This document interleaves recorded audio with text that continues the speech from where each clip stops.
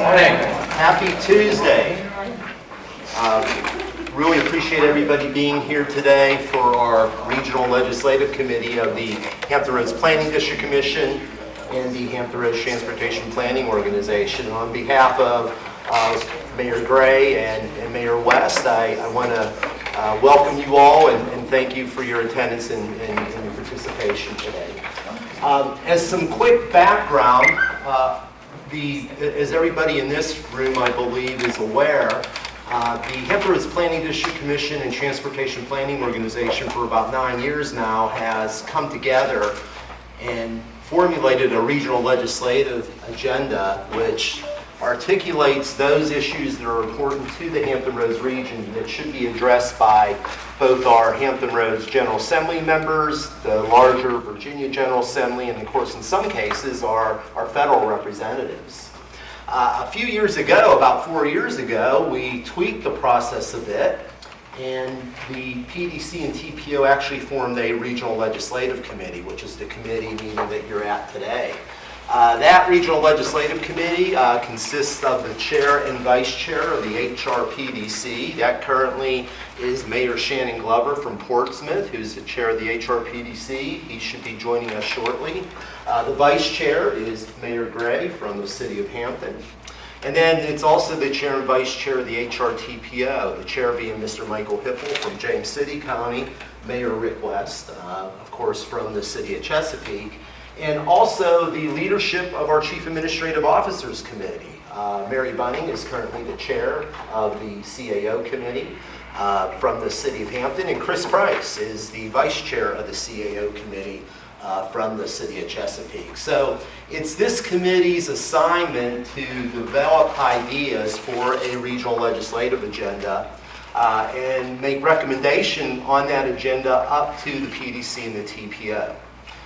We'd like for our regional boards to take action to approve our regional legislative agenda at their October meeting if possible, but we do have November as a backup if we need to take items to them in November, because as staff we have a lot of work to do then in terms of putting our brochure together and getting that socialized with our legislative leaders. I know in the audience today we have a lot of regional legislative liaisons. Thank you for being here.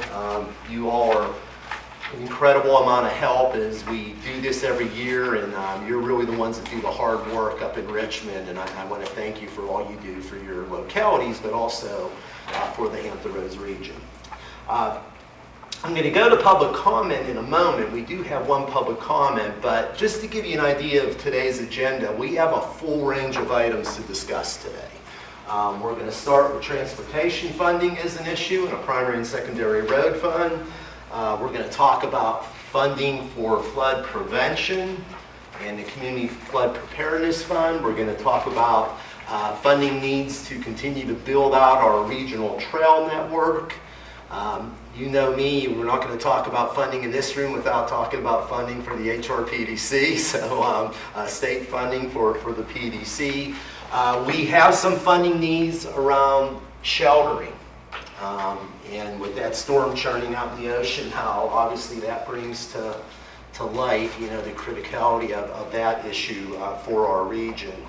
The CAOs have talked about the veterans tax relief provisions in the General Assembly and those implications for our local governments. And I see HRT in the audience. Obviously, transit funding is another item. So those are representative of some of the issues we'll be talking about today. Really happy to have Jay Burness here from the Hampton Roads Sanitation District. I'll be calling on him about midway through our discussion. He has a request for you to consider from HRSD.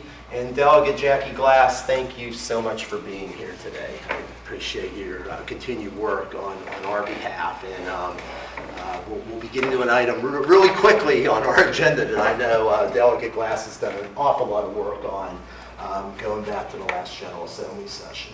But with the co-chairs, okay, I'd like to go for public comments, if that's okay. And we do have Mark Gudulda-Gutrowski, who has signed up to address the Regional Legislative Committee. His subject is funding challenges. So, sir, I'll turn that over to you. And just as a reminder, we like to keep these to about 3 minutes. Yes, sir. Good morning, everybody. I've been thinking semi-quincentennially these last few weeks, going on the 250th anniversary of our country. Virginia was a major mover and shaker in making the United States what it is today. And I want to offer you an opportunity to reinvigorate that sense of being first. So I'm going to ask you to look beyond the script and think holistically.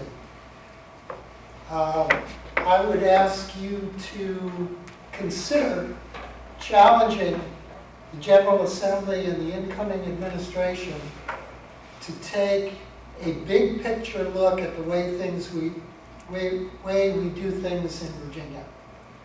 Not just a piecemeal approach to funding primary and secondary roads, the list of items that Mr. Crum enumerated. These are important, but I think we should look at the way we do business altogether. What we have in place right now is something that was pretty much molded by the Bird machine over a half century ago. There have been reforms overlaid on that, but we still do a lot of things in that old style manner. Make sure that the poor are fully participating in funding government and let the rich off easily. I think we need to do a top to bottom review of revenues, priorities, and interactions, especially the interactions within our region. You know, I think there is merit, having partially grown up in Florida, in the urban county concept, where you have an umbrella organization bringing together all the localities within a geographic area. The planning district has been sort of that for us, but without the governmental authority. I think we ought to look at that as a way of trying to improve the strength of our connections and multiplying our strength by doing more in a coordinated way. So that's my challenge to you for the 250th anniversary. Thank you, sir. With the okay of the co-chairs, I'd like to propose we jump right in and start talking about some potential items that we might consider for our regional legislative agenda. The first one I'd like to talk about is a carryover from last year's General Assembly session, and that is a request that we that the General Assembly create a primary and secondary road fund for the Hampton Roads region. Here's a little bit of background information that I shared with the Hampton Roads Caucus just the other week on this particular item. Obviously, and my colleague Kevin Page is in the back of the room here from HRTPO and is here to support and participate in this discussion this morning.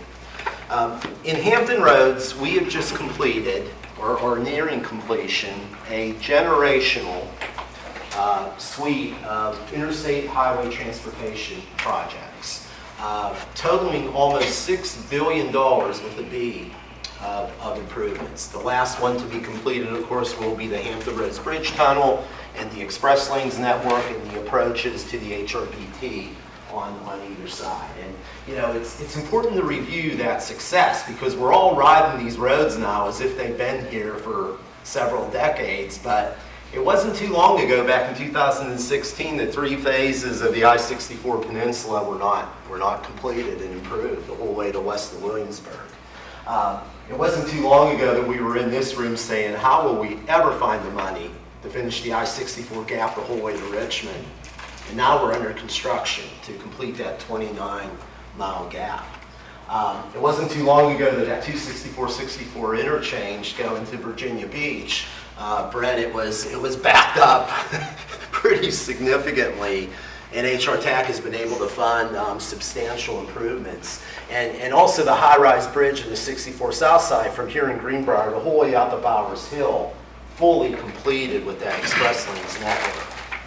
But as we look forward to the completion of the HRBT project, suddenly, well, what we realized for several years now is that the traffic's going to be moving more smoothly around our interstate system. However, we are going to have some problems on our more local roads, our primary and secondary roads. We have over $3 billion worth of B of needed transportation improvements identified in our long-range transportation plan on our more local primary and secondary roads that there is no funding to fix. And let's be honest, there's not enough state funding, there's not enough federal funding. If it wasn't for the HRTAC money, none of our road projects would be completed. And in fact, all those projects I mentioned at over $6 billion, there are zero federal tax dollars in any of those projects. It's all work that you've done with your local gas tax and your local sales and use tax. So your current sales and use tax sits at 0.7 of a penny. Last year, we had an awful lot of conversation about a proposal to increase that regional sales and use tax from 0.7 of a penny to a full penny. If we were able to do that, we would generate about $84 to $85 million per year that we could provide to HRTAC. HRTAC can then stretch that money through innovative financing and be able to begin to deal with some of these primary and secondary road challenges. So the big question, none of us like taxes, right? So what does it mean to our residents? So Greg Rubendorf did some quick analysis.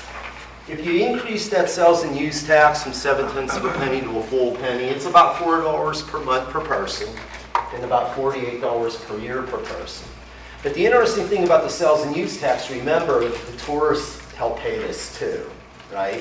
If it's covered by real estate, if it's covered by some other tax sources, we're all paying for it as residents. The nice thing about that sales and use tax is you get that tourism base to help provide and pay for some of these needed transportation improvements.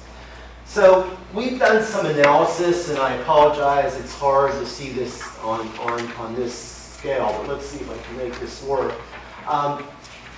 In red, this is in 2023, and here's on the peninsula. Here's the James River Bridge, here's Jefferson.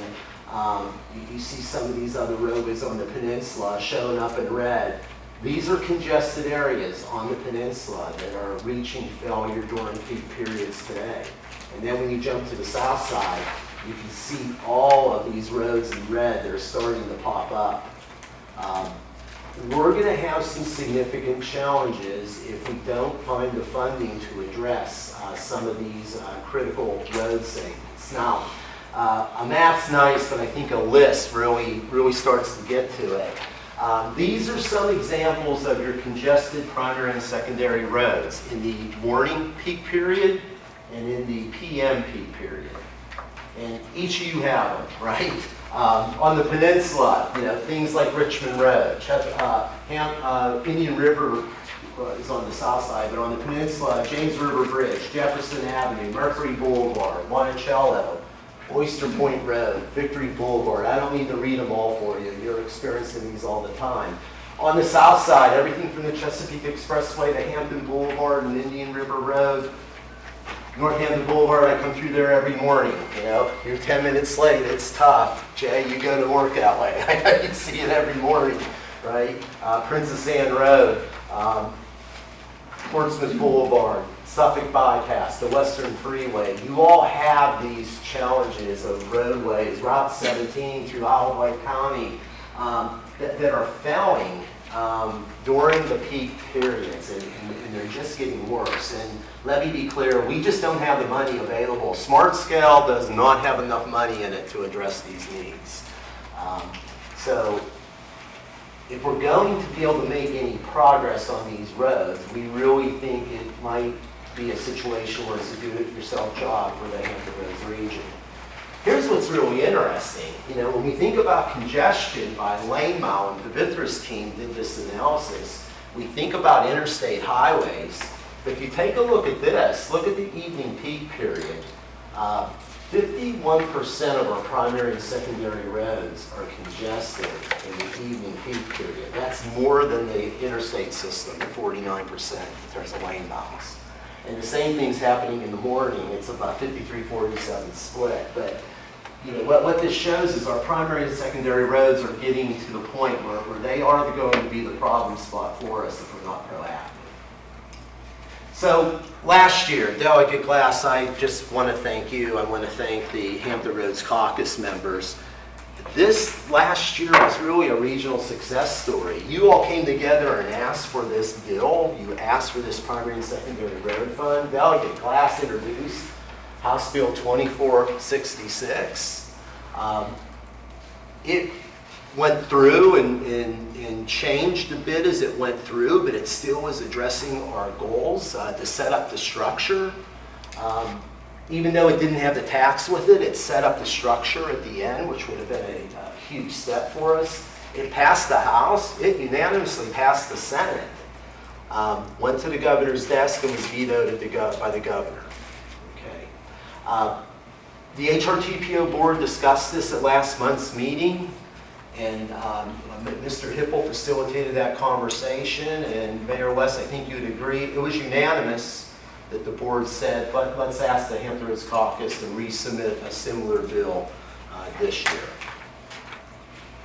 So, oops, Mark, can you take that backwards 2 slides for me, please? Thank you. Oh, one more forward, Mark. Thank you. Let's leave that there for a minute. So I'm going to pause there before I go on to other topic areas, and Mayor West, Mayor Gray, turn it over to you to see if you have some comments that you want to start with on this, and obviously we can pull in our friends from the audience as needed. So we can talk this one through, make certain that you're comfortable with it being on our agenda, and then we can move on to the next topics when you're ready. Okay? Yeah, based on the conversation we had at the TPO meeting, I think there's a general consensus to move forward. I guess the biggest question to move forward, what is it going to look like? Personally, I believe that we need to go back again.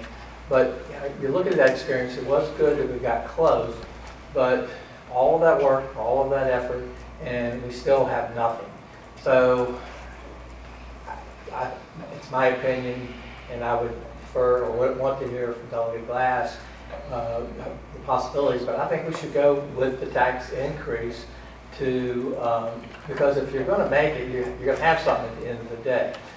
And even just you get the authority to do it without the tax, inflation is going to be worse, it's going to take more time to get where we need to go. So I'm in favor of moving forward. I think we ought to talk about it at some point, maybe here, maybe someplace else.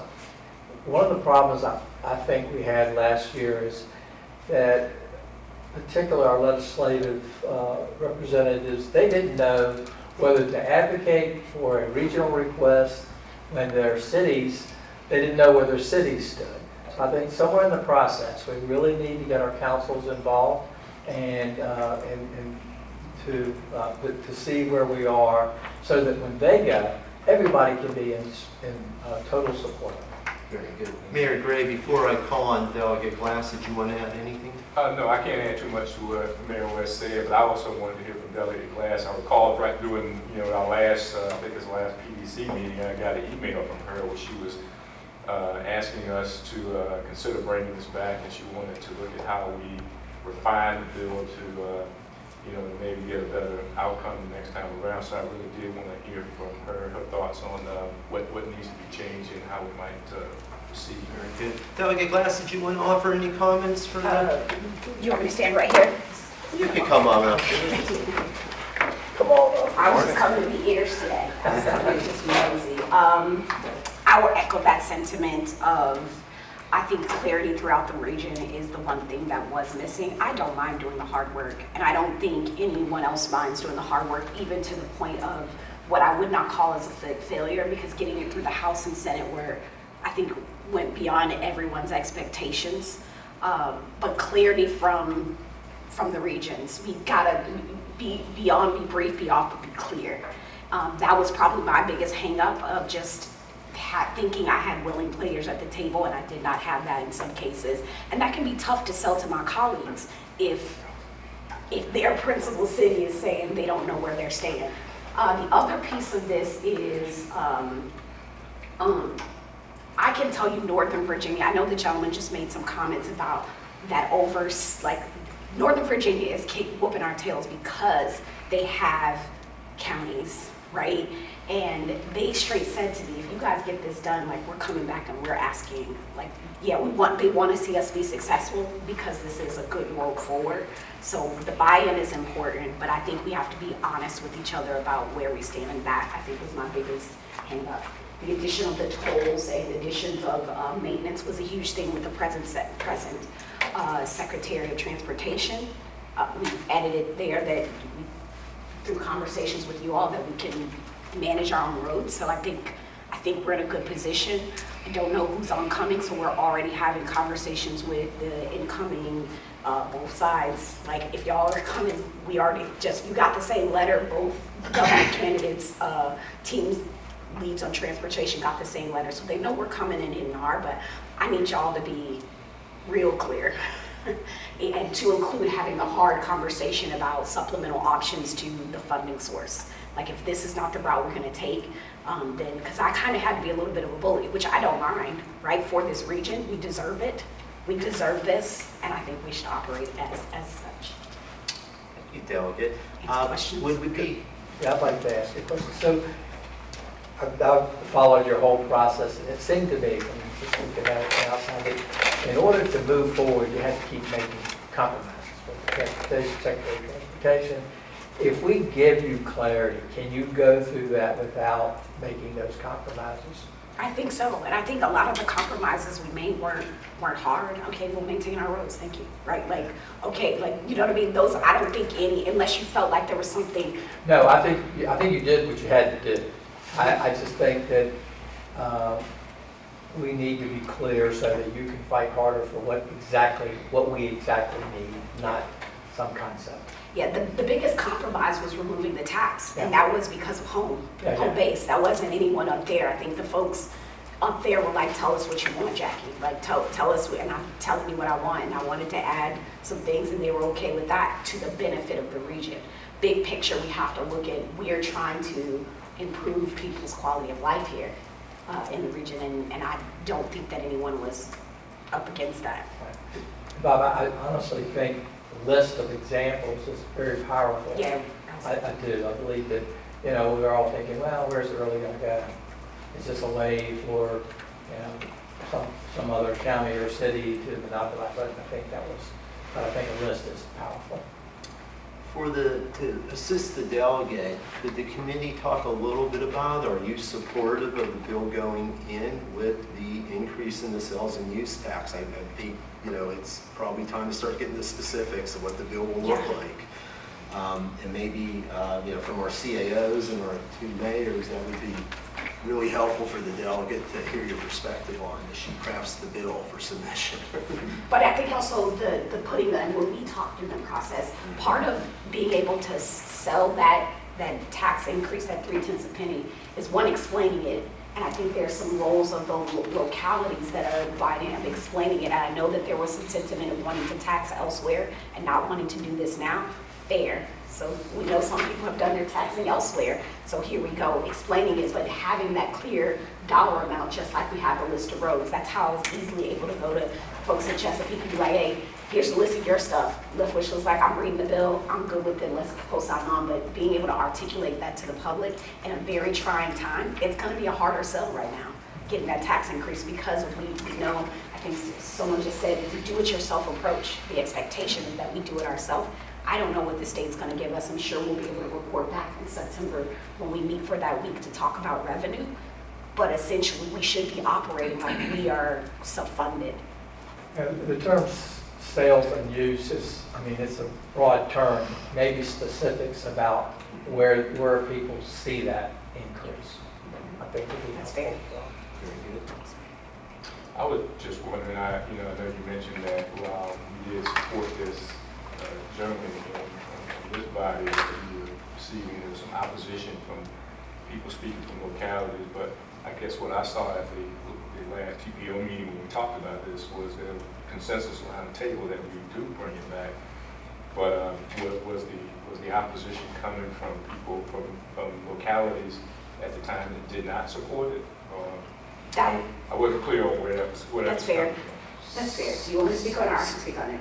Sure, please. Okay, so it gets hot when you gotta, when it's time to make the decision, it gets hot. I can't speak to motives or anything like that, but the sentiment that I was getting is that there were more than one locality that was like, we supported the bill, we didn't mess it. There was no real clarity when you all had that final meeting about how you would get it done. You left it to us, the General Assembly, to make that decision. So when I chose to take the bill, I had to make a decision on how to do that and went with the original. The first option was the 3/10 of a penny. And so that's where the hang up was there, is that some were like, hey, we didn't buy into that, we just left it open. But I can tell you I had several conversations from folks that were not in the region about this bill that said, well, why are you gonna create a fund if you ain't gonna fund it? I'm not interested in doing that. And I tend to agree with that. Like, I get it. But in talking to the history, that, you know, the Vivian Watts and Austins of the world that have been in this world for long, they get it, that sometimes you gotta take that first step, which is why we were able to get so far. But that was it, is that you all have to be clear, not just on the what, but on the how. So that it doesn't look like I'm out here going rogue, because If I may add to the delegates' comments, as you recall, last year, the HRTPO board decided that they would allow the General Assembly to determine how to fund it, and you gave them 3 options. One was the sales and use tax, but you then gave them other options to take a look at. And then what the delegate did was selected one of them. I think what would be very helpful this year is for our legislative agenda to be laser specific. I support everything the delegate said. I think that made it very difficult as the delegate tried to provide strong leadership on this. That's where we can be a little tighter and stronger as a region this year. Just since we're doing the history lesson, at least from the managers, many of them said that their councils supported potentially the sales tax, but transportation wasn't everyone's top priority. yeah. For some, that increment of sales tax might be education, or it might be transportation. And I think that's where we got mired down last time, is that there was a universal agreement that transportation is critical, but if you only have that increment to work with, and you only get one cut at that increment, not all of the boards and councils could agree that they wanted to pledge it for that. But I think it may be different this time because there was at least the General Assembly's support for doing something. I can't, of course, speak for other councils or other bodies, but just since we're doing the history lesson, I think that's what was at play last time, about, coming behind that specific funding source. I do agree, Bob. I think the other thing that's been challenging, and I'm not suggesting we change it, but heretofore the policy's been we won't put something in the package unless 100% of the member jurisdictions agree. And it may be that it needs to be a supermajority, not every member jurisdiction for some things. I don't know. I just raise these as questions for us to consider, not just in this committee, but as the broader policy groups. Because it is hard to get unanimity, on anything. I think even our councils, we strive for unanimity, but can't get unanimity on every decision. So I think it's the best policy if we can get it, but do we really have to have it, or is it a supermajority, or is it something else? I don't know. I'm just asking questions. No, and I think those are great questions. And the difficult thing, and the delegate could speak to this more than I, but if we do carry the supermajority, it really only takes 2 or 3 localities that aren't comfortable with it to speak to the right General Assembly members in the right seats that I think makes your job a little more difficult. On the other hand, Mary, I think you raise a good point, right? Really, in the democracy, we don't always deal with unanimous votes, so that's something I think we're gonna have to have our policymakers consider at the TPO PDC boards. And I think it's fair. I mean, like, each locality has their own wants, needs, drives, and desires, right? So, like, I think it's fair that, totally understand that there are localities like, we want to tax elsewhere, that's why we don't want to do this. I would love to know, right? So that I know what I'm working with, and so I can say, hey, these folks are not with it, and then stand by it. Yeah, we don't support the increase because we want to do the other thing. That was the conflicting thing of having to manage where folks stood and where the bill was going, and not look like I am putting things in the mouths of localities or things like that. I didn't want to do that to anyone. I mean, I think, I'm not elected, so I can't really speak to what it'd be like for an elected official on these regional bodies, but I mean, I do think, you've got the interest of the locality, you've got the best interest of the region, right? That's And hard. I think we should give them the permission to have, understand that they might have different feelings in the different spaces, right? What's right for the region may not always be exactly what's right for the locality. But for instance, like when we picked the transportation projects, ultimately we chose HRBT. It wasn't every locality's first choice, but I think it was a recognition that that was the one that was going to make the biggest difference with congestion relief for the region. And so it took some localities saying that isn't the one that our residents most want, but it is the one that's going to make the biggest difference for the region. And so ultimately we came to that. I can't remember, I don't even know if it was unanimous, but we came to that as a decision because it was what was in the best interest of the region, even if it wasn't the one that was in the best interest of the locality. And so I think we've got to allow for the space for what's in the best interest of the region versus the locality at times, because they wear both hats. So again, I'm an administrator, so I don't know what it's like to play, or be in that space, but I'm just raising some things about how we think about these larger issues. And I think it should be okay that something's on the regional agenda and maybe not in the local agenda. But to give clarity about this is what the region's legislative package is. I mean, I realize we should strive for the unanimity. It's much better for the General Assembly members if we're all speaking with one voice, but it may not always be possible.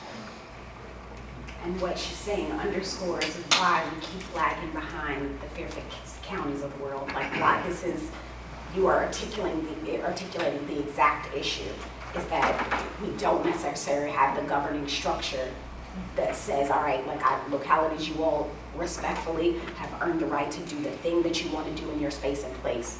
But we are saying for the greater good, because I can tell you the people in the streets want regionalism really badly and are really frustrated that we haven't been able to get past fiefdoms. So you're just, I don't know how we walk that forward. I don't know that that's a PDC or a TPO issue, but it is the problem. What's the structure in Northern Virginia that's different? So I know that NVTA, sort of like HRTPO, is advocating for transportation funding, and not every locality agrees with their priorities, right? So NVTA and HRTPO being sort of sister agencies, but there is no overarching regional, governing body, and I've worked in Prince William County for a long time. Prince William and Fairfax don't agree on lots of things all the time, right? And Prince William and Loudoun and Fairfax. So what's the thing they're doing better that we should try? The county approach, like they are on, for the most part, when it comes to the transportation ideas, they've already worked together before as a region to say this is exactly what we want. They come to the table ready. I don't know that we've had that governing. Am I saying this right? Help me, Kevin, because we've talked about this. Is it okay to tag? Sure, I get the historical backplace of how they Right. come to the table. One of the I think the more functioning methods they have in Northern Virginia is that they have the Northern Virginia Transportation Commission, which handles all of its transit. It has a subsidy allocation model where they come together, the 6 jurisdictions in Northern Virginia. NVTA, which is a sister or brother to HRTAC, is a totally different platform. So you have transit on one side, and NVTA has somewhat of what HRTAC does, but also has a local component. I think, Mr. Price, you were involved in PRTC, correct me if I'm wrong, which is another entity in Northern Virginia that's even more different than the ones I just talked about, where it handles transit and also passes funds through to the local governments as well that it has under its collective authority. Central Virginia Transportation Authority is kind of the hybrid of all of them.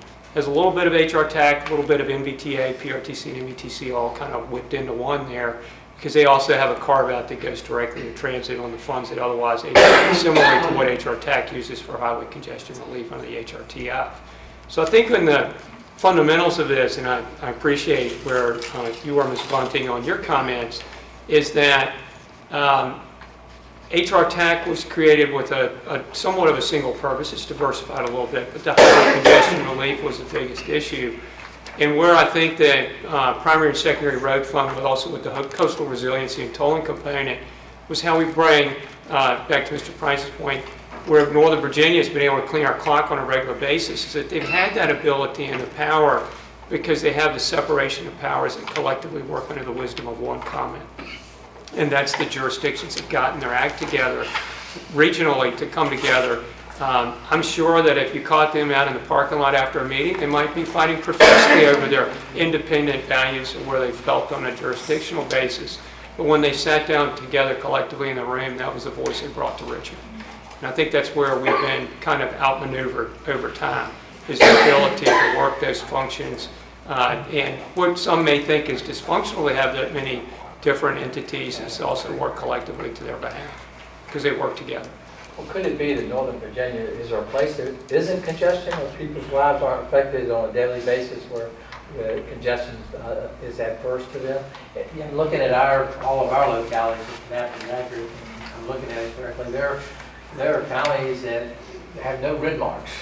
So is there maybe in Northern Virginia that they feel the congestion problem so they can come together, or at least appear to be together? So I would say one thing. I think there's a lot we can learn from Northern Virginia. But Kevin, before I let you sit back down, I'd like to put a couple things in perspective. So Kevin, since HRTAC has been formed, how much construction has HRTAC in this region advanced?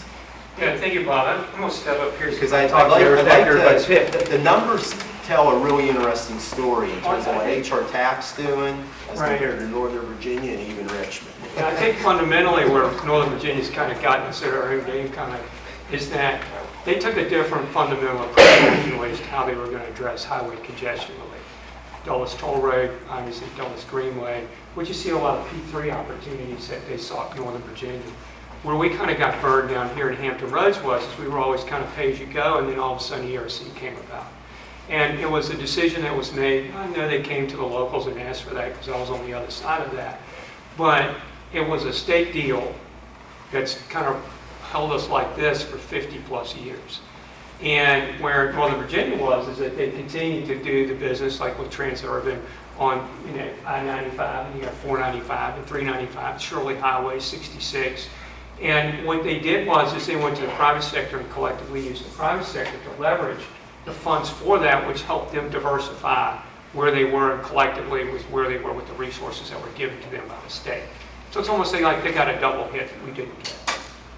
The other challenge we've had in Hampton Roads is that every highway crossing that we have has a 3-letter word attached to it. It's called wet. You have to cross the water. And also for us to just go locally to visit with family and friends and others and do our business, we have to get on a road that has an I in front of it, an interstate. So we ended up with the large interstate projects in order for us to thrive as a region. And that's where Northern Virginia didn't have to rely on that. So they had those resources that they could put into their primary and secondary roads. PRTC, for example, went to local jurisdictions with a carve-out that gives them money at their own discretion. So you all at the chief executive level have funds that can go into your transportation departments you don't get from us. And so that's where I think the primary and secondary road fund was to try to come and level the playing field, because you do have a lot of counties, and to the two of you that are on the HRTAC board, You know, that there's some counties on the HR TAC Commission that will never see one of our projects, ever. But they pay for it every day and religiously vote for in favor of those projects every time they come together. So this was kind of a way to try to help smooth some of that out, level the playing field for us and kind of give us a leg up. Because if we just rely on smart scale alone for these projects, if we looked at it in the fundamental plan of finance that we were putting together, it was about $400 to $500 million out of a $1.37 billion program we could bring in to do this project, you know, series of projects moving forward if we were funded. So it's the leveraging and the ability to do that, but it also addressed the fact that, I'll use Independence Boulevard as an example, and I see you in the back, is that we're going to make all of these improvements as a commission to the Independence Boulevard interchange. We're not going to have funds to funnel out onto the primary and secondary feeder roads. We're uncongesting 264 to congest Independence Boulevard and the roads that serve it. And we have no way under our current provisions to deal with that. And that's part of where I think we were going on your discussions and how to kind of get to the regional conversation on that. And then coastal resiliency was another piece. We have some urban areas, we've got 10 cities here that have coastal flooding, but they also get the urban streets program allocation. You all get that by lane mile. And it's just, it's different than where we were with the county. So we tried to bring that piece in to help, again, level the playing field of how we could diversify where we were as a region as to how we could get everybody collectively together. Someone gets a little bit of everything here. Bob has some congestion projects. You've got other projects out in the rural areas that could potentially be addressed by US 58, for example, out in Southampton and Isle of Wight. And then how you all deal with the Navy base and the access to that floods on almost a daily basis, you know, and bringing that to the table. And then how to deal with the P3. That was another piece I think that rubbed a lot of Richmond, was the fact that we were willing to come in and say, in the, you know, as the bill kind of shifted as it went about, and I appreciate your flexibility on that, was how could we as a region come in, now that we're getting in the toll road business, how could we deal with ERC and potentially in a component opportunity, because it was just sold. If it comes up for resale, could we be poised and ready to deal with that regionally to help, again, deal with the tolling and the retirement of debt that would reduce the tolls and take the tolls completely off of that facility. So, not trying to be long-winded here, but thanks, Bob, for giving me a minute to talk about it. So the one thing I will say, though, is that HRTAC has substantially outperformed Northern Virginia and Central Virginia Transportation Authority in delivery of projects by That was sort of my point, Yeah. is that, so the only difference I see with the counties, and not to go off on a tangent, but counties, theoretically, those roads should be VDOT's responsibility, but they're not. And so all the counties are using local money to do VDOT's job in Northern Virginia. And they don't cooperate any better than, in fact, that they don't cooperate, nothing like what we cooperate down here. Now, Fairfax County by itself is as big as all of Hampton Roads, so that probably has something to do with it in terms of muscle. But are there structural things, like you're saying, structural things about the way we fund things that we're not getting the biggest bang for the buck out of? No, that I can probably say. Right.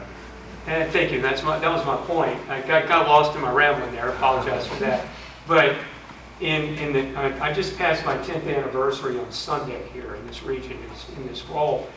And I look back over time, and I was always involved in the Dulles Rail Project, which is Metro Rail Extension, Dulles Airport, dealing with some of the refinancings and also where to deal with some of our big rail projects. And fundamentally right now we have $5.3 billion under construction, or has been constructed in 10 years. When we started here, we had a list of 20-year backup log of projects, and of that 20-year backlog, in 2027 we will be complete and add the Hampton Roads Express lanes on top of that. We're going to manage our own traffic. We're going to work ourselves out of congestion and manage that for future generations. You also feel very proud about that. It wasn't just HRTAC, it was the entire region, TPO, the caucus, all of us working together, because we've learned lessons, I think, from Northern Virginia and elsewhere in Virginia as to how we can revenue stabilize ourselves and we can make the best of it. We leveraged during COVID. We were the largest debt issuer, this region was, of our class in the United States for 2 consecutive years. We were borrowing money for 86 bit points. 86 bit points, that's less than 1%, when construction cost escalation during COVID was over 3%. So we were borrowing money cheaper than if we had waited. That's the whole point I'm making. So we took great opportunity as a region and the courage of HR Tax Board to support those debt issuances. And by December this year, we'll be fully financed for everything that we have on our list. So at that point, we're ready to do something different. And this is where I think the timing is very good. So we have a number of things to discuss today. I want to be sensitive of everybody's time. But in terms of forming a recommendation to the HRTPO and HRPDC boards, I did want to, are we prepared to make that recommendation? And is there support for the funding source this year? Because I think that's one thing I think that caused the delegates some challenges, right? That we gave a couple of options. But I think we can be stronger this year if we can say, this is the funding source that we strongly recommend. And so I would ask if you'd be ready to make that recommendation. I see Mr. McKenzie, Brent from Virginia Beach in the back. Yeah, sorry, I don't mean to throw a wrinkle into this or anything, I haven't had these discussions with my mayor or my council, but at the staff level, I want to echo what Ms. Bunting was saying about what is the priority. So if you came to Virginia Beach and you told us we could have a 0.03% sales tax increase for fill in the blank, secondary road funding wouldn't be our priority. It would be flood prevention. It would be trying to find that state support for our future CSRM. And I think other localities would have similar thoughts. And so my concern is that I don't think as a region we've had that discussion about what the real priority is. And then if it is secondary road funding, that's fine. And then if it's to be funded through the sales tax, I think there's a second conversation to be had about what and I don't know what the right term is, but what's the elasticity of the sales tax. If we did this for roads, we're likely going to see the same legislation that's passed the last few years for school construction funding that would allow us to do a 1% referendum. So you say that passed, and now you've got a 1.03% for some localities, and then we're still coming back and we're looking for funding for flooding, and where are we finding that? And so I think there's two questions. One, what is the priority for the region? And then two, how much space is available in the sales tax to be increased before you start to negate our ability to be competitive as a region from an economic development standpoint. And to me, to advance this conversation, I think those two questions have to be answered, and I don't think we've answered those. So I think, Brent, thank you. I think great comments and great input. Just to stress, that conversation is going to need to happen at both the TPO and PDC boards. Of course, this group doesn't approve the agenda today. You're forming a recommendation for them to consider. But Brent, I think Ms. Bunnings led this conversation with the CAOs, and I think you fairly articulated both sides of those discussions. And it's not that we're not supportive. I don't want to make it sound that way, because we were last year. I assume we'll be again this year. Like I said, I've talked to my council, but I think there's a piece of this that's been absent, and that flooding part of it is a huge component for us in the beach. Just to keep it going, I know Ms. Bunning has a question, I know Mindy has a comment. Not a question, a comment. I understand, which is why I raised the point, but I think we're tasked with doing the legislative package for the TPO and for the PDC, not the legislative package for the cities, which is what I was trying to say earlier, and maybe I didn't say it as directly. If the TPO is trying to develop a legislative package that addresses primary and secondary roads, and we're being told by our General Assembly, you need to tell us, precisely how, you would want us to do this, make it clear, not just on the what you want, but how you want it to be accomplished. I think that means we have a responsibility to identify that. I don't disagree that for some cities, flooding might be the higher priority. Indeed, that perhaps might be ours, or it might be education for some, or it might be, but for the TPO, I think the highest priority at this point remains the primary and secondary roads. And for the TPO, how would it recommend it being funded? This appears to be the best option.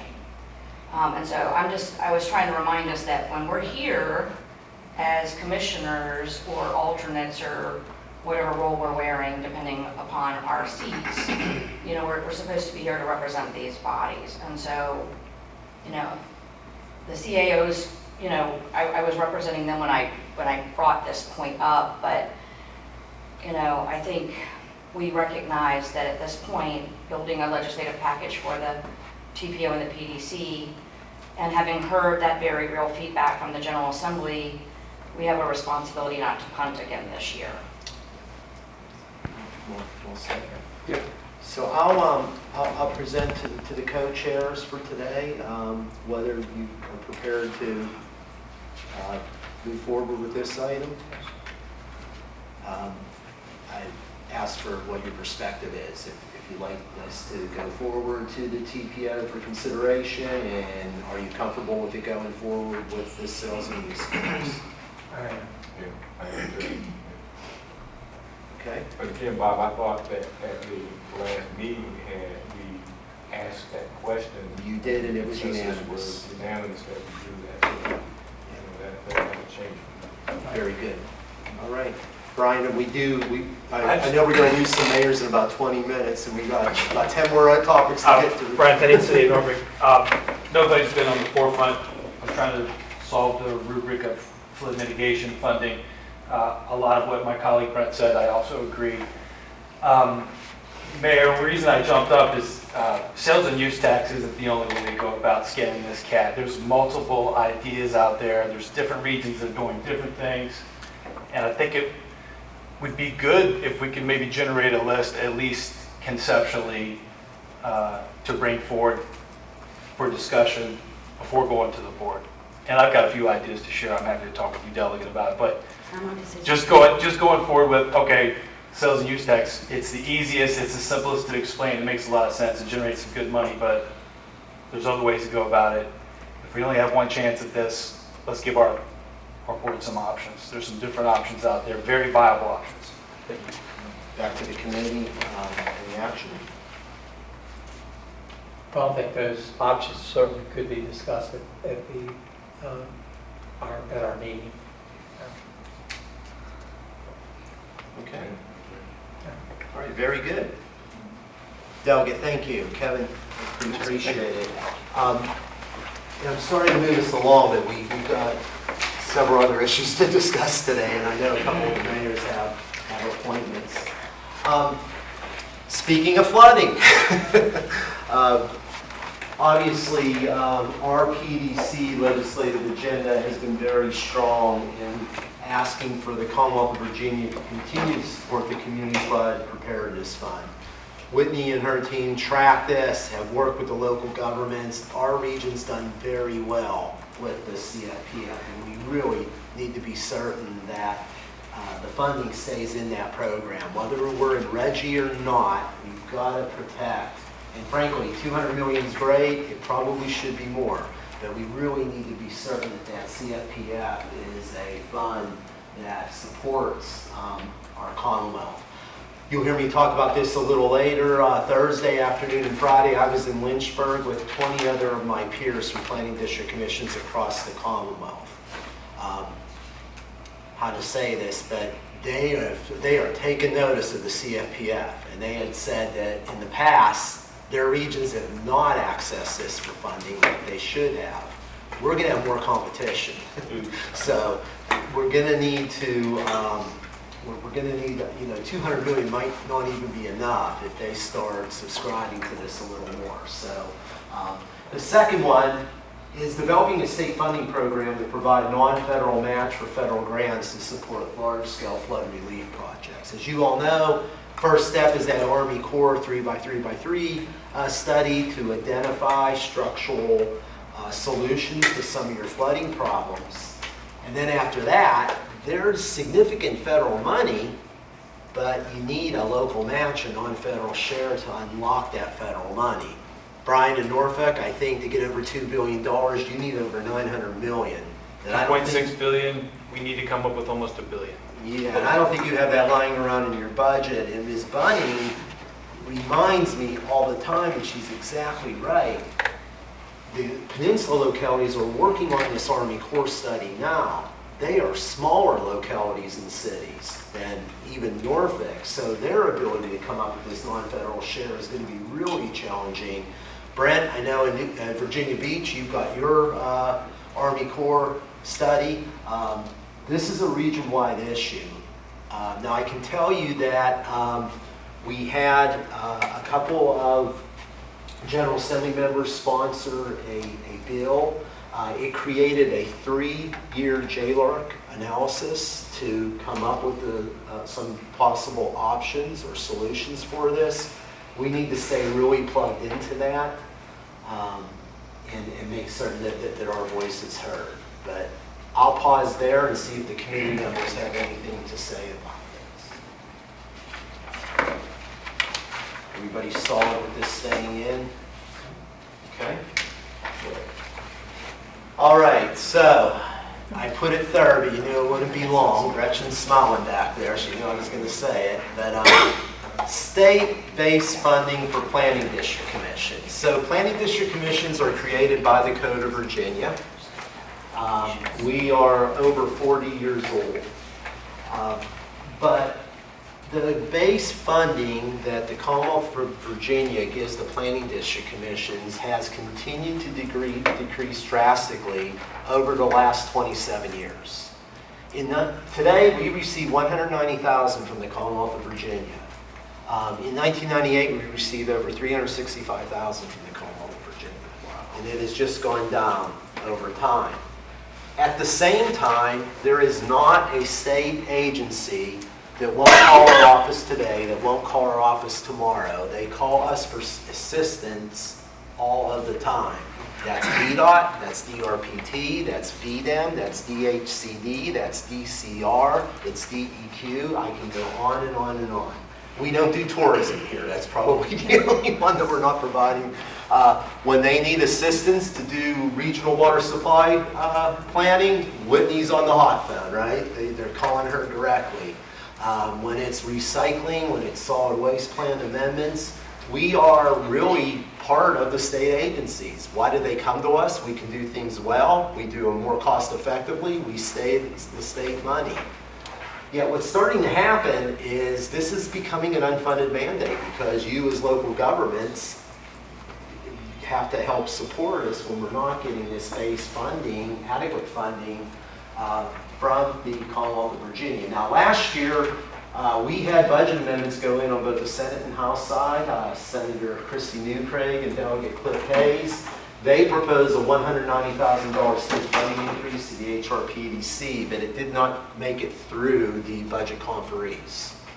Part of what we ran into is there was some objection from General Assembly members from other regions that they couldn't do it just for the HRPDC. Our buying power has gone down 72%, right? They say operate government like a business. A business doesn't operate like this, right? So we really want to see state funding for planning district commissions restored. I went to the other 20 PDCs and they agreed to a coordinated effort on Thursday. We developed some talking pieces for them that I'm getting their comments on and we will share with you. And we would ask that this remain in our regional legislative agenda for this year. So I'll pause there and see if there is any objections. Did you hear a major reason why it wasn't funded last year? Because last year it was just for HRPDC and not for the other 20. Yeah. So we're going to try to pull that in. Please. I agree with trying to do for all the PDCs, but I would keep in the back pocket and maybe work specifically with our likely conferees Yes. about why there's the case to be made for just us, because when the two were merged, we lost it. That's right. And maybe give them the talking points they need to refute that argument should it become necessary. And in other words, if they can't get it for all 21 PDCs, not to abandon the effort, to maybe have it be, a backup strategy in the budget conferee to slip the 190 in for us and give them the talking points that this is rectifying a mistake that was made years ago when the two merged, because we should have never lost that funding when the peninsula and the south side merged. absolutely. And Mary, it's a great point. That is our backup plan, and I'm working with some partners to make certain that that stays alive as an option. I think that's a very strong argument. I mean, maybe the rest of the General Assembly didn't know, and maybe the budget conferees didn't have that at the forefront of their mind. They have so many other things in the forefront of their mind at that point, and to have that at the ready might help. I agree. So what I'm going to do now, Marquet, can you do me a favor? Go ahead. I'm going to come back to my presentation and continue it. But I'd like to invite one of our partners, Jay Burness from Hampton Roads Sanitation District, to come on up. And just give Marquet a moment. He'll call up Jay's, has a little PowerPoint. And Jay, I think you have a handout at everybody's place as well, that Jay placed there. And wanted to give Jay a few minutes to talk about a legislative ask that HRSD has, which I strongly believe is important to have in our regional legislative agenda because of our close partnership and working relationship. So Jay, I want to turn it over. Thanks, Bob, and thanks for the time for being here. I'm going to run through this really quick. I know you have a lot of items still to go on the agenda, but the bottom line is we're asking for the HRPDC to support the Water Quality Improvement Fund, which we call the WQIF appropriation for the next biennial budget, specifically for Hampton Roads nutrient projects. So just as a reminder, HRC, we're a political subdivision. We're not like Dominion Energy or Virginia Natural Gas. We don't make a profit. We serve 1.9 million people. We're the largest regional wastewater entity in the Commonwealth, the 14th largest in the country. Our 10-year capital budget is $3.4 billion. About 3/4 of that is regulatory required, and we'll talk a lot about regulatory requirements today. So part of that is as you can imagine, wastewater is heavily regulated. We're regulated by EPA, we're regulated by DEQ, and in 2021, the General Assembly passed even stricter regulations, and they called it the Enhanced Nutrient Removal Certainty Program, ENRCP. And basically what it tells us is that we have to reduce nitrogen significantly by 2026 and phosphorus by 2032. So HRSD is actively constructing these projects as we speak. So what do we get with spending billions of dollars on nutrient removal? So if you compare 2010 to 2031, we're going to reduce our nitrogen loads in Hampton Roads by 80%. We're going to reduce our net phosphorus load by over almost 70%. And keep this in mind because I'm going to talk about it's so dramatic that we're actually able to trade with the localities. And so I'll talk about that at the end. Well, Virginia also has something called the Water Quality Improvement Fund. This was something that was created in 1997, but basically they believe in the Chesapeake Bay restoration. And so they've always funded their WQIF grant applications, and basically they fund any type of nutrient removal project that's approved by DEQ. So if you look between 2007 and 2019, they funded $796 million worth of wastewater projects. $625 million was outside Hampton Roads. Guess where that went? We already talked about it, Northern Virginia, right? So in the WIP is a watershed implementation plan. We're in phase 3 now, but phases 1 and 2 were really focused on Northern Virginia. So that's where all the WQIF money went. And so as you can see, they've always met their WQIF obligations. But guess what? Now, for WIP Phase 3, it's Hampton Roads turn. So the burden of the Chesapeake Bay restoration falls on Hampton Roads. And so this is not the time for us not to be funded and us, our ratepayers holding the bag. So in 2026, 2024, 2026 biennial budget, thank you Delegate Glass and everybody else that helped get the WQIF for the $400 million that got approved. HRSD share that 78%, $312 million to fund those ENRCP projects. But through 2030, the nutrient reduction projects that's required to comply with that ENRCP legislation is $1.14 billion. And because, again, we're a political subdivision, we are full cost recovery. If we don't get funded by WQIF, we have to pass that along to our ratepayers to fund this mandate that the General Assembly approved. Because our ratepayers are already paying $1.26 billion of this work that's been required. So as you can see, this is all recent construction pictures. James River's in Newport News, Boat Harbor Force Main, that's on Newport News side, Suffolk side, and then Nansman is on the Suffolk side. But I also want to talk about a success story. HRSD in the region, we saved $5 billion. As I talked about, wastewater is a heavily regulated industry. So Hampton Roads was facing two big regulations in the last 2 decades. One was Clean Water Act compliance for sanitary sewer overflows. The second is Chesapeake Bay restoration that we are still doing. So we added up how much it would cost if every locality did their own thing, HRSD did our own thing. It would cost the region $7.8 billion to comply with these two regulations. But HRSD and the localities, we worked together. We worked with EPA on something called an integrated plan. Basically, EPA realized that communities don't have unlimited funding to fund all of these environmental projects. And so if you can come up with an innovative plan, you can get your communities to align and work together, that they will approve your integrated plan. And so in February of 2022, the judge approved our integrated plan, and it costs $2.8 billion. That saves the region $5 billion. And at the heart of this compliance plan is our SWIFT project, which I'm not going to give you an overview. I'm assuming all of you know about our SWIFT project, but it has dual compliance benefits. Not only does it comply with the Chesapeake Bay TMDL, but also now with the integrated plan and the Clean Water Act compliance. So how do the localities directly benefit from this? Well, in 2017, we established these nutrient trading agreements. Again, I talked about the significant reductions in nutrients. And so what DEQ has allowed us to do is trade wastewater with our stormwater friends, our localities. And so if you look at some of these localities, Chesapeake, 255 million, all of those numbers, these are 2017 dollars. The localities were going to have to do these stormwater retrofits, build these wet BMPs all over your cities and counties by 2026. But we struck these agreements in 2017, and we're providing these trades to all of the localities for no cost, because our ratepayers are your taxpayers. And so it doesn't make sense to charge you, because that's charging you twice. And so as a regional partner, we are providing those trades at no cost. And so to conclude, our ask is that you support these WQIF appropriations. Again, we don't have a choice. It's in that 2021 mandate. Northern Virginia has been funded. The Commonwealth has always met their WQIF obligations, and the localities directly benefit from these nutrient trades. I'm happy to answer any questions. Any questions for Jay? Thank you, Jay. Thanks for your time. Jay, I appreciate you squeezing probably 40 minutes into about 10. Thank you very much. Okay, Marquet's reading my mind, so we'll be back. So the next item I'd like to talk with you about is an opportunity to request the General Assembly's help with funding what's really emerging as an exciting regional biking and walking trail network.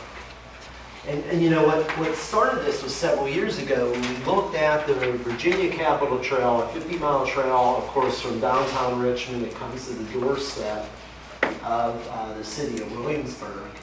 And our region came up with this idea of extending that trail network, first down the peninsula to Fort Monroe, and then to bring it over the ferry in Surrey, and come on down through Isle of Wight County, down into Suffolk. And of course, Dawn, we talked about this at your County Board of Supervisors retreat. And then from Suffolk, we get into the Southside Hampton Roads Trail and go the whole way to the Virginia Beach oceanfront. Some really exciting spurs off that trail. In Norfolk, of course, we have the Elizabeth River Trail.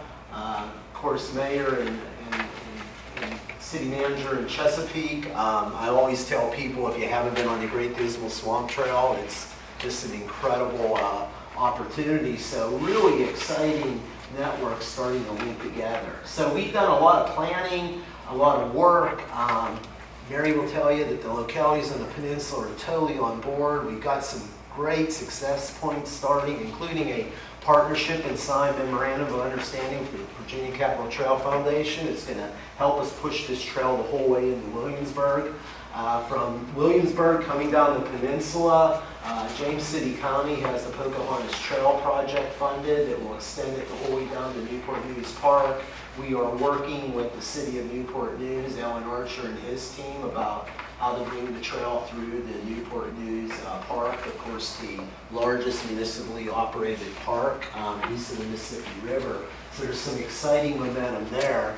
Brent, of course, Virginia Beach had a huge funding announcements, 2 of them this year, funding significant sections on the south side, including extending the trail the whole way from the Newtown Road Station down to Virginia Beach Town Center, even a pedestrian overarch that will carry bicyclists and pedestrians over Independence, which would be really nice. Suffolk had some great wins with funding of their sections of the trail out in their area. So there's a lot of momentum happening here.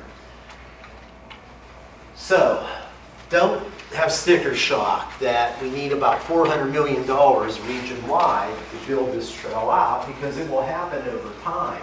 And what you're seeing is somewhere between $3 million to $5 million a mile is what trails are running now. And what we think is, for all of these segments, these are cost estimates to complete. Even just to get the trail done in Dismal Swamp and connect you all into the North Carolina section, probably $3 million gets that done for you, right? So these aren't enormous asks, but there are segments of the trail. We divided the segments up into different sections, and funding from 5 to 10 million, if we can get at it, we can start filling some gaps and make some connections. So we would like to keep this in our regional legislative agenda. All the data that we collect, a survey of young professionals in Hampton Roads asked young professionals what they would look for to remain here.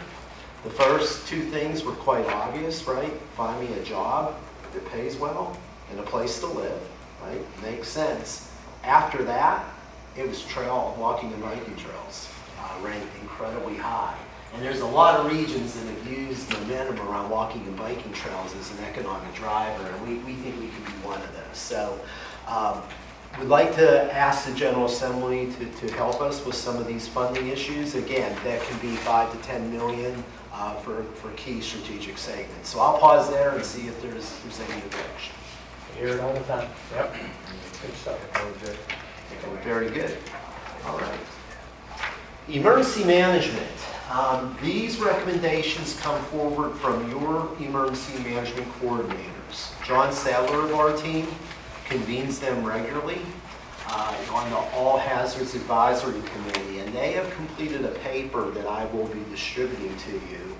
At high level, it has 5 areas related to sheltering that they are recommending be included on the regional legislative agenda. Mayor Gray, I'm sure you know this from your past work, but I was surprised to learn that bottom point there.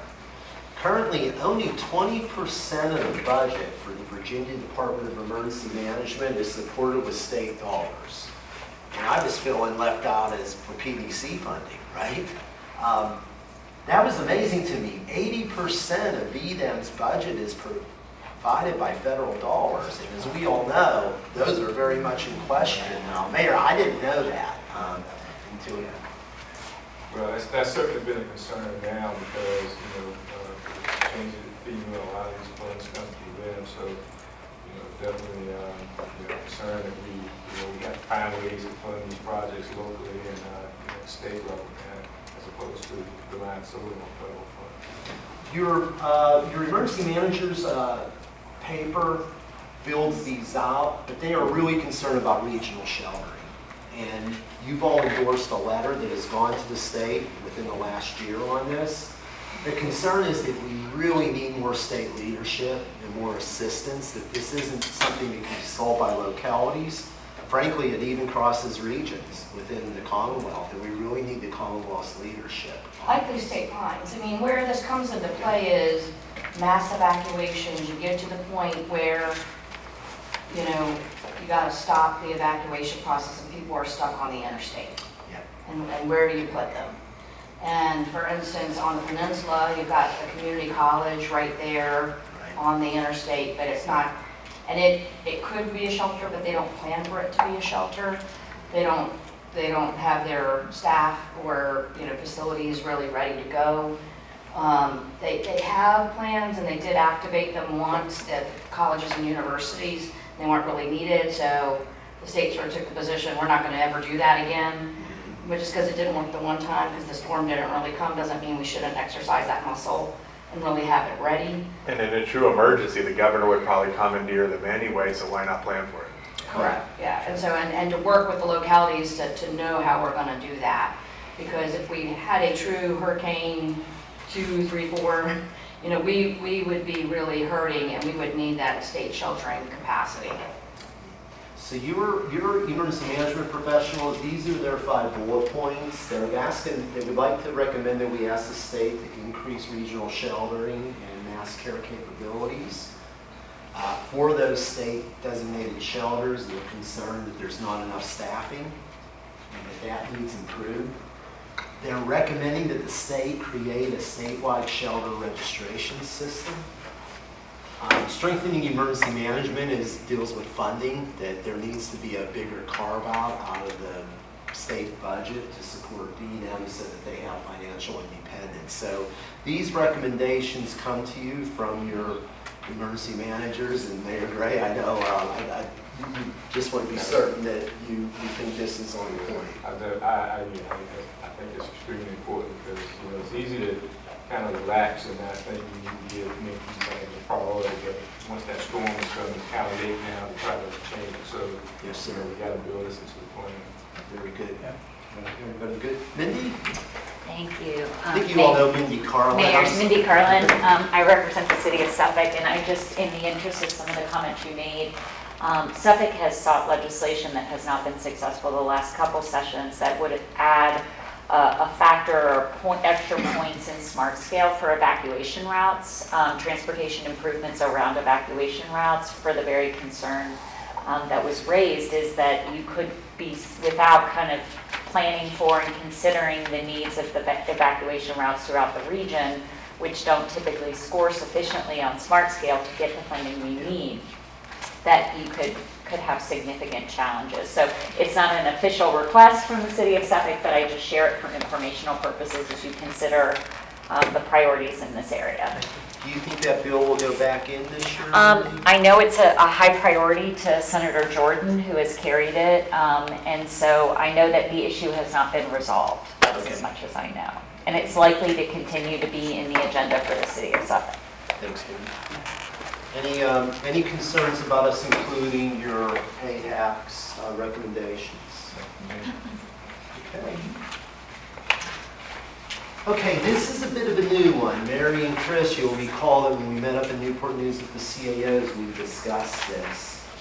But obviously, I last Thursday, I got to hear, not from Dominion, but from Appalachian Power out in the western part of the state.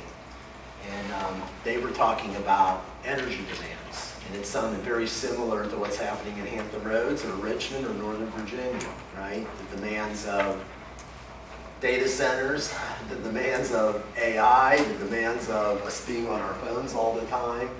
And obviously, through the Alliance, they have led the efforts for the Regional Energy Roadmap, which really talks about an all-of-the-above approach or all-of-the-below approach to energy development. Renewables like offshore wind or even solar and natural gas, and the possibility of small modular reactors. What we had talked about, Mary, perhaps at the CAOs was some type of a statement that talked about the need for a diversity of options if we're going to meet our energy development needs, and whether or not our legislative agenda ought to have that as a position statement. Keep in mind the way we've structured it the last couple of years, you've directed us that some items will be position statements that will lead on the regional priorities, and then we'll have more position statements that others will lead on, like the Alliance, that we would support as necessary. So I just wanted to pause and see if you all would be comfortable with this type of a position statement in our legislature. I think it should, you know, as you develop the language, talk about the fact that, you know, our current systems are strained to support increasing economic development, which we all realize we need for our region, but the electrical and other energy demands of current households grow as we use more technology as well. So it's both to maintain the existing load for our residents, but also to grow for future economic development purposes. If the last bullet on your last slide is funding for economic development site prep, if we don't have enough energy, we don't even have enough energy for future growth without, just our natural growth without new investment. So if we're not going to invest in energy, we probably ought to stop talking about economic development. Yeah, that's a great point. Any other comments on that? Very good. Okay, a few other items that we would assume you'd want to keep in our position statements. Obviously, I think supporting faster and more reliable passenger rail service between Hampton Roads, Richmond, and the Northeast Corridor. We now have new train stations. If you go back 10 years, we now have new train stations in both the Peninsula and South Side. We used to have 2 intercity passenger rail trains. Now we have 7, right? Peninsula, Show, Peninsula, and South Side. The next step seems to be making that trip just a little faster, right? Whether that's Aki Yard up above. Any of us have taken the train up, you get the nice view of Aki Yard as you slow down going through there, right? But, supporting improvements sometimes that are not even in our region are going to be helpful here. The Long Bridge in Northern Virginia, Chris, you know the Long Bridge well, but that's going to be enormous for us, right, in terms of that trip to DC. We also think, though, that on the peninsula, there are improvements that we could advocate for between your train station and Main Street Station in Richmond. On the south side, getting between Norfolk and Suffolk, we think there's some congestion points through Chesapeake that could be improvements that we could advocate for. And every one of these improvements knock a couple of minutes off and help with our ultimate goal. So we would recommend that stay as a priority. Adequate funding for all 3 of Hampton Roads transit providers. HRT, yes sir, Suffolk Transit, and Williamsburg Area Transit Authority. We think continues to be important. We've been able, as a region, to advocate for some dedicated funding for HRT. We want to play defense on that funding and keep that funding, but also lean in and support all 3 of our transit systems in terms of adequate funding opportunities. Mitigating toll impacts at the downtown and midtown tunnels. Mayor Glover would say, that I just met with him last week, continues to be a priority. Let's feel good. We made some progress in terms of that mitigation in the state budget. Being able to remove people's debt for those tolls back to 2013 certainly was a big step, but there's more work to be done there. And we have consistently kept that as an important statement in our regional legislative agenda.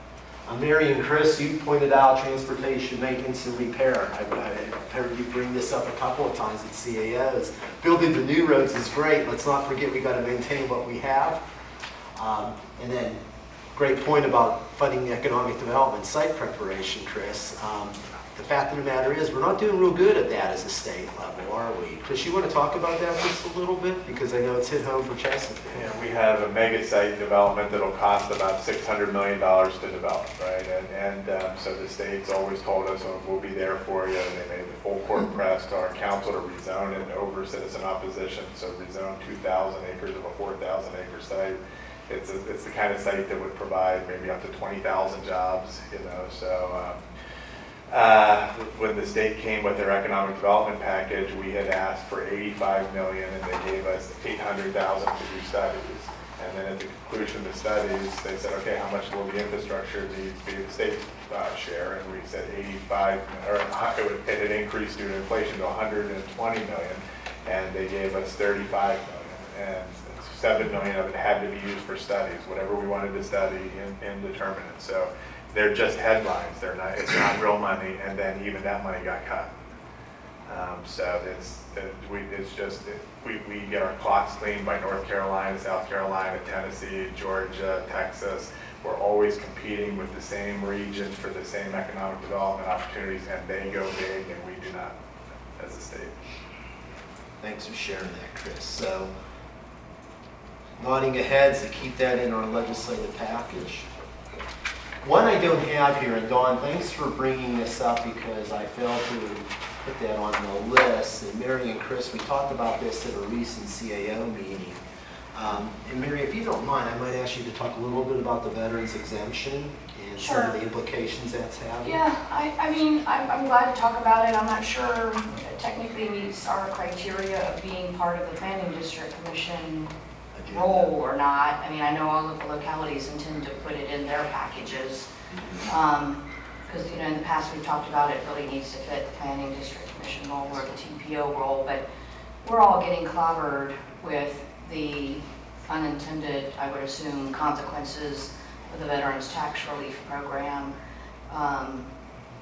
When voters voted on it, you know, I think it's fair to say they assumed that 100% service-connected veterans were probably those who weren't working and unable, you know, to financially support themselves. And what's happened is that there are a large number of people who are getting that tax relief and who are working, getting six-figure incomes, living in very expensive properties, and the tax write-off is growing exponentially for every locality.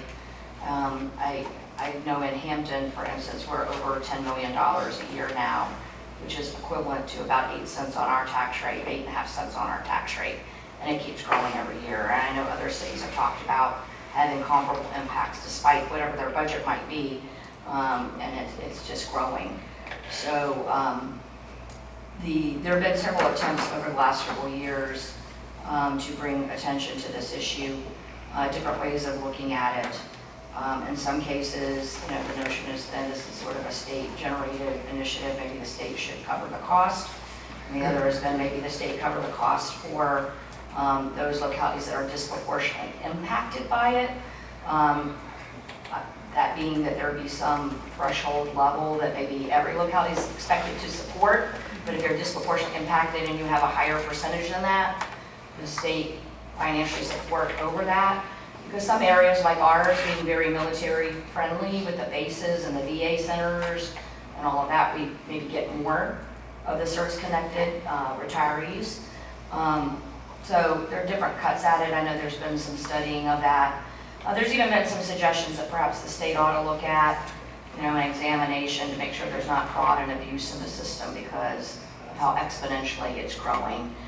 Many of the diagnoses these days are things that like sleep apnea and things like that, that, you know, you can get later in life, that even, you know, other residents are getting, but it's a problem, you know. And moreover, there have been attempts to roll it back to people who have found out about the program later. Maybe they applied this year, trying to get it retroactive to the start of the program, which for most localities would wipe out their entire fund balance if that was able to go all the way back retroactive. There was a bill that's been considered about it. So it's something that's on every locality's radar screen. But again, I don't know if it's technically in the HRPDC's portfolio. I also have another one that's not on here that we've talked about before, but I want to allow discussion on that one first. Don, did you want to discuss, you brought it up from our way a couple of times. No, I think that was well said. The only thing I would add to that is, and maybe more from a messaging standpoint, is this is in no way intended to take away the benefit that our military veterans have. The intent is to provide some level of relief to those communities who are disproportionately impacted by it. The state has provided this opportunity for veterans, which is fantastic, but some localities are really taking a hit. For Isle of Wight, it's about 6 cents on our tax rate and increasing. So, again, I think making sure that there's no intention of negatively impacting the veterans per se, but we do have to protect those localities that are being disproportionately impacted. I would agree with Mary that perhaps this one's not in the lane of the PDC, but with all the legislative representatives here today, I thought it was important for them to hear your perspectives. Mayor, anything to add to that? Well, it does. I mean, yeah, I realize it doesn't touch each locality the same way, but for Hampton specifically, when we lose produce $8 million, $10 million in revenue, it hinders our ability to it kind of remain competitive in the region in terms of, housing and other amenities that the locality can afford to pay for. So, again, yes, it may not meet the test for PDC, but it's a major issue for us. I think the statewide group of commissioners of the revenue and treasurers, this is on their radar screen too, and they may also be taking the lead in trying to line up legislative support for some changes here. Very good.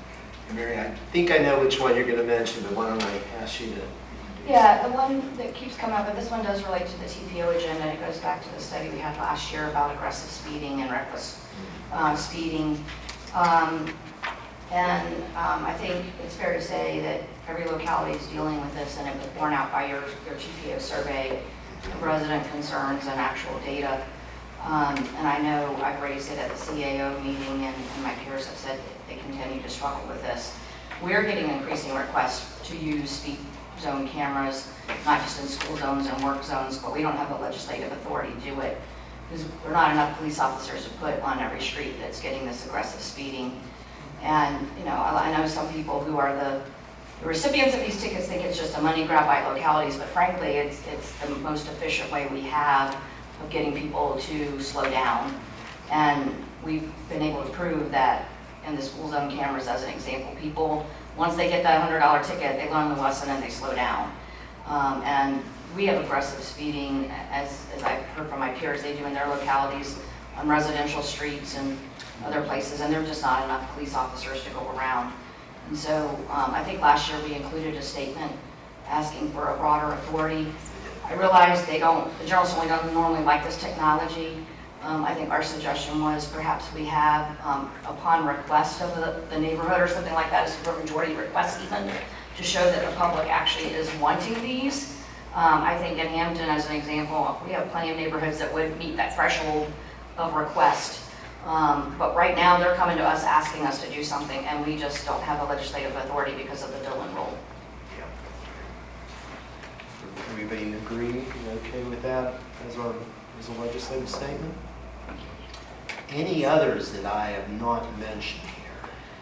I just want to say, because Mark raised it, and again, I'm not quite sure it falls in the PDC, I would leave it to the other people of the committee, but we did have a conversation at the CAO committee, and Mark is right. I mean, I don't know that he was talking about this, but as he talked about thinking out of the box, the whole tax system needs to be revisited. We have several things we've talked about, obviously the veteran tax relief one, but there are others as our economy has fundamentally shifted.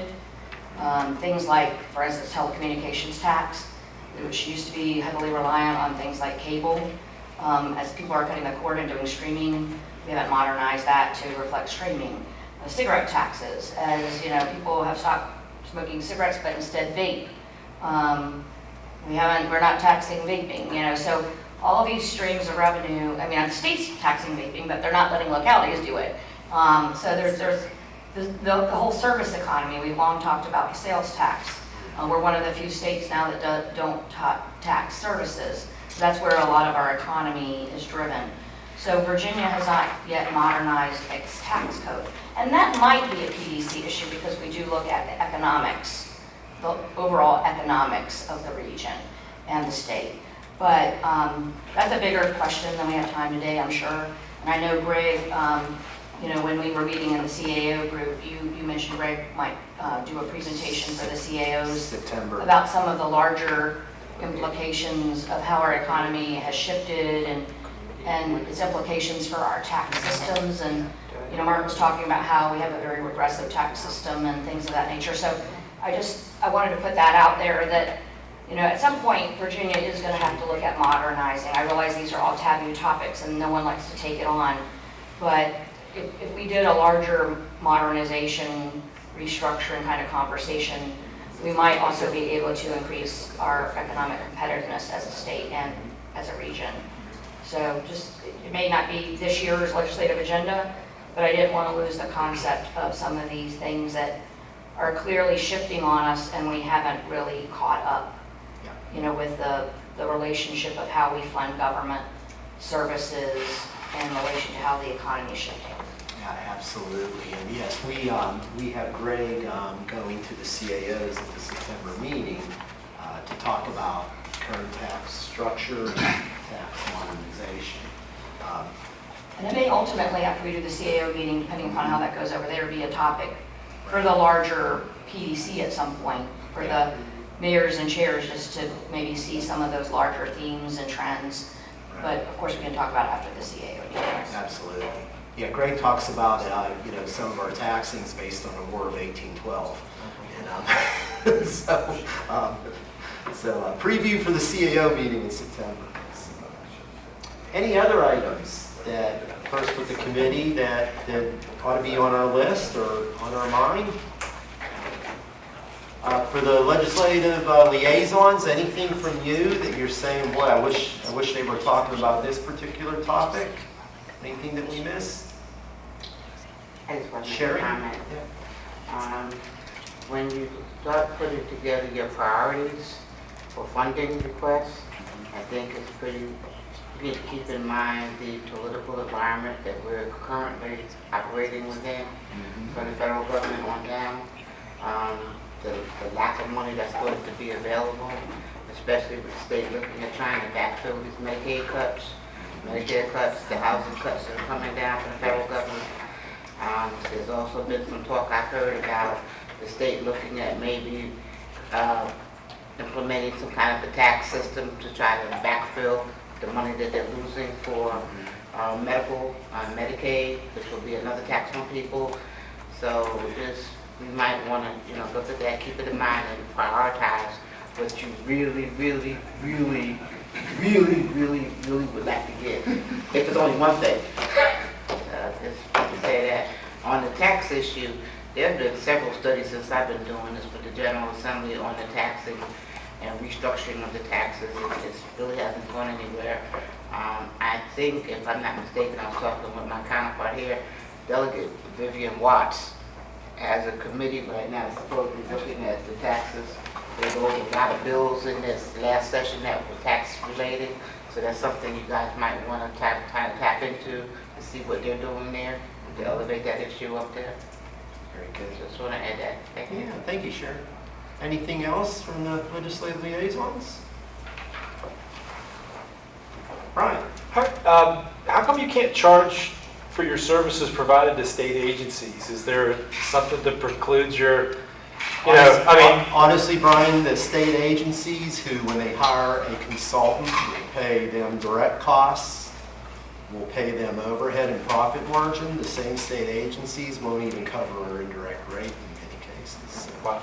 Yeah, charging the state agencies is... I'm sympathetic. I saw Greg up there at the money committee making his request that fell on deaf ears. Yeah. Okay. So, but... Okay, well, very much appreciate this today. I'm going to take this input and roll it into something that I'll distribute to the Regional Legislative Committee. Looking forward to the CAO meeting in September, but very much appreciate you taking time for your busy schedules in August. So thank you to everybody in the room for being here today. So Mayor, that's all I have for you. Thank you for arranging the meeting, and I guess I'm the lone mayor still here. And, why did you adjourn the meeting? I think we can stand adjourned. Thank you, sir. Appreciate it.